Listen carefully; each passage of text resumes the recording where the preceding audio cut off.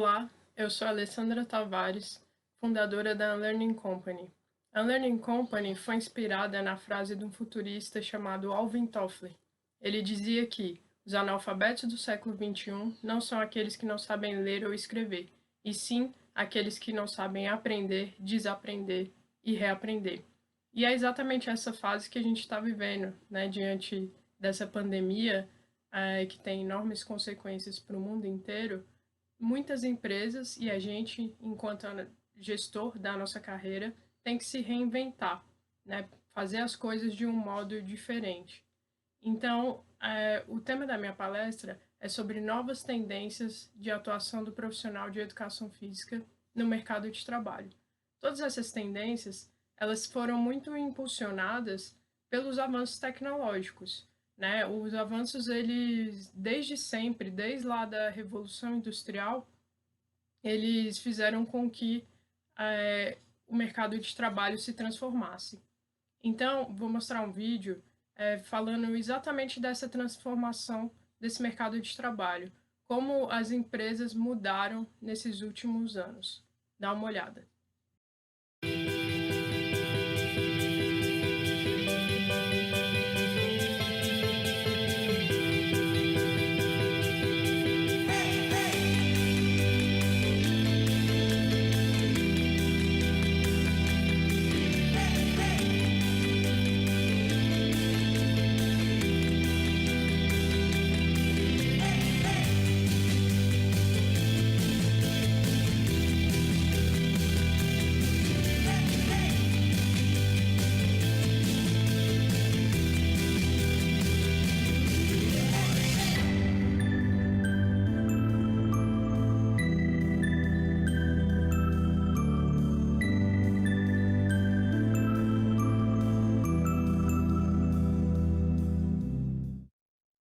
A primeira tendência é da computação na nuvem. Né? O que significa a computação na nuvem? É a utilização da memória e da capacidade de armazenamento em servidores compartilhados interligados por meio da internet. Né? E qual é a aplicação da computação na nuvem dentro desse contexto da educação física? Para treinadores e personagens, né, se eu vou passar um macrociclo para o meu atleta, ou se eu vou, por exemplo, passar um treino, né, para uma pessoa, um treino de musculação, eu posso hoje disponibilizar esses arquivos na nuvem. E qual é a vantagem de eu colocar esses arquivos na computação na nuvem? Eu vou ter muito mais segurança, mobilidade, compartilhamento e agilidade. Né? É muito mais seguro eu colocar esses arquivos na nuvem, porque antes a gente gravava em dispositivos como um HD externo, um pendrive, né? Então eu poderia perder ou poderia queimar esse HD, acontecer algum problema com esse equipamento e eu não tenho a segurança de acessá-lo novamente. Com a computação na nuvem isso não acontece, né? Então ela fica intangível, né? Não tem como eu perder isso. A mobilidade também é uma grande vantagem, porque eu posso colocar o treino lá do meu aluno na nuvem e ele pode acessar de qualquer lugar do mundo, desde que ele tenha acesso à internet, né? Então, o compartilhamento, ele é também muito mais ágil. A partir do momento que eu coloquei o treinamento do meu aluno lá, ele já consegue visualizar em tempo real, né? Então, são muitas as vantagens de você utilizar a computação na nuvem nesse contexto. A segunda tendência são as tecnologias móveis. E o que é uma tecnologia móvel? É toda a tecnologia que permite seu uso durante a movimentação do usuário. E aí a gente tem muitas aplicações para tecnologia móvel. Dá uma olhada como é que ela pode ser aplicada nesse contexto da educação física. A gente tem o Polar Team Pro. Né? O que é isso? Seguindo a tendência dentro de tecnologias móveis, a gente tem os wearables, que são as tecnologias vestíveis. Né? Então, a Polar Team Pro é uma camiseta, né, que os jogadores utilizam e o técnico ou fisiologista, enfim, qualquer pessoa que acompanhe esse profissional vão ver em tempo real os dados biométricos desses atletas. Né? Então, quando eles estão treinando, quando eles estão disputando um torneio, Os dados são compartilhados sem fio para um dispositivo móvel, né? Então, esse técnico ele vai poder olhar essas informações e tomar decisões baseadas nisso, né? Além de monitorar todo o desempenho desse atleta durante a partida. A terceira tendência é do consumo colaborativo e da economia compartilhada. Esse conceito que significa? As pessoas passam a trocar produtos ou serviços ao invés de comprá-los de grandes corporações. Então a gente vê que o acesso ele tem mais valor do que a posse. Grandes empresas hoje atuam seguindo essa tendência, como por exemplo o Airbnb e o Uber. Então vamos ver um exemplo dessa tendência dentro desse contexto de exercício físico. A Swim ficou conhecida como o Airbnb das piscinas. Então, funciona exatamente como o Airbnb, né? Se eu tenho uma piscina na minha casa, eu posso disponibilizá-la para uso de pessoas que têm esse interesse também, né? Então, nesse exemplo, fica muito claro essa questão de que o acesso ele tem mais valor do que a posse, porque a maioria das pessoas não tem condições ou não deseja ter uma piscina dentro de casa, né? Isso gera muitos custos, implica em manutenção. Então, é interessante, tanto para quem tem a piscina que talvez não esteja utilizando, quanto para quem deseja utilizar e não precisa arcar com tantos custos. Então, é uma tendência muito interessante e a gente vê a aplicação dela em muitos mercados, muitos contextos. Quarta tendência é da internet das coisas. O que é a internet das coisas? É um conceito tecnológico em que todos os objetos da vida cotidiana estariam conectados à internet, e eles passam também a agir de modo inteligente e sensorial.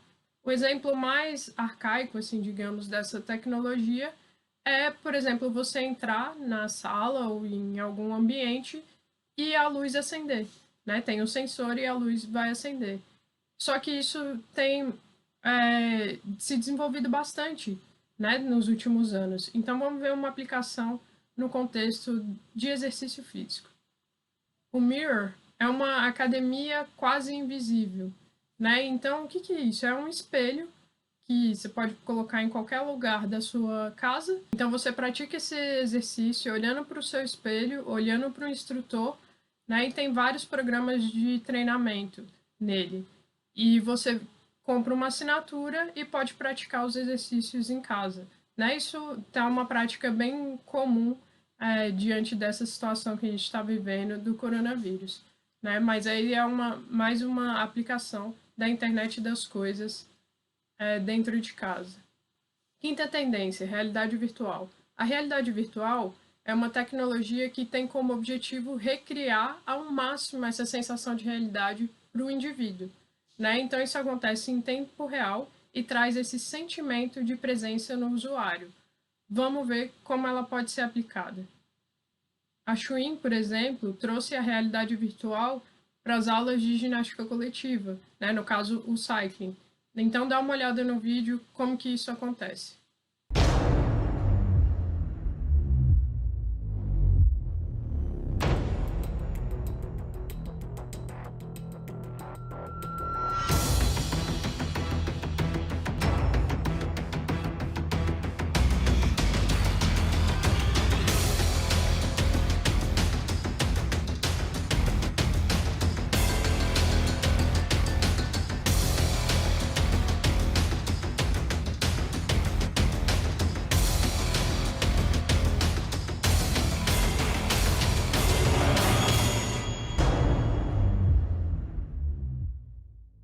Sexta tendência, Big Data ou Big Data. Né? O Big Data é uma grande quantidade de informações nos servidores e bancos de dados que são acessados pela internet. Então imagina, se você tem lá o seu monitor cardíaco, o seu wearable, o seu espelho lá da internet das coisas e muitos dispositivos te monitorando o dia inteiro, imagina dentro de um time de futebol, quantas pessoas existem lá, né? Então vai gerando uma série de dados todos os dias. Então é uma quantidade enorme de informações, mas você precisa tomar decisões em cima daquelas informações, né? Não basta você ter o dado ali, o que você vai fazer com o dado. Então vamos ver uma aplicação do Big Data. Não sei se você já assistiu esse filme, Moneyball, né? No Brasil ele está como O Homem que Mudou o Jogo. Ele conta a história de um técnico que foi auxiliado por um estatístico para tomar decisões, né? O time ele não tinha muito dinheiro, ele não podia adquirir os atletas levando em consideração o que os olheiros falavam, né? São atletas de muito destaque, muito caros. Só que esse estatístico começou a perceber que alguns atletas que não eram tão visados, eles tinham sim muitas características que poderiam ser relevantes para esse time, né? Então ele começou a tomar decisões, o técnico começou a tomar decisões baseada em dados. Sétima tendência, impressão 3D. A impressão 3D, a grande revolução, é a exemplo do que aconteceu com os computadores. Antes eles eram máquinas enormes, né? Ficavam em empresas, ocupavam uma sala inteira. A impressão 3D ela já existe há muito tempo em indústrias, né? Mas a grande revolução está no fato da gente ter hoje impressoras domésticas, né? Impressoras 3D que você pode utilizar na sua casa. Então elas também estão muito mais acessíveis. Isso gera uma série de implicações no mercado. Dá uma olhada numa delas. Os tênis 3D, né? A Nike, Adidas e grandes marcas já estão produzindo tênis feitos com impressão 3D. Né? E aí, dá uma olhada nessa declaração do diretor de operações da Nike. Ele fala, eu imagino um futuro em que a Nike vai ter o arquivo do produto e você poderá manufaturá-lo de casa ou de uma de nossas lojas. E esse dia não está tão longe. Então, imagina você fabricar um tênis dentro da sua casa, por meio da impressão 3D. Enfim, isso impacta a economia de muitos mercados, não só da educação física. Oitava tendência, a inteligência artificial. O que é inteligência artificial? É uma inteligência similar à humana, só que ela é exibida por mecanismos ou software. Então vamos ver a aplicação da inteligência artificial. No jornalismo esportivo, né, as notícias da Minor League de Baseball, elas são escritas automaticamente por uma inteligência artificial, ou seja, sem interferência humana. E como isso é possível? O que normalmente você vai falar de um jogo? Quem ganhou, quem perdeu, quem empatou, quem fez mais pontos e assim por diante.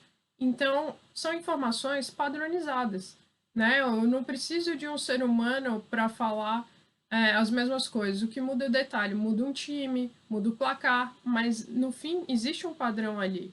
Então, como existe esse padrão, já é possível uma máquina escrever uma notícia desse tipo e ainda se assemelhar bastante, como se fosse um ser humano que de fato tivesse escrito aquilo. Robótica. A robótica ela engloba computadores, robôs, né? São sistemas que têm partes mecânicas automáticas. Vamos ver a aplicação da robótica no contexto da educação física. RoboCup. O que é isso? É uma competição anual em nível mundial. Né? Ela visa justamente esse desenvolvimento da inteligência artificial e da robótica. Aí a gente já vê como as tecnologias elas também podem convergir, todas elas. Né?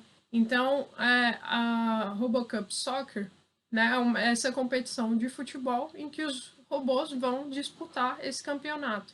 Né? Então, imagina se você passa a ser um torcedor desse tipo de competição e aí, de repente, você tem lá o seu robô preferido e você começa a comprar uma camiseta desse robô.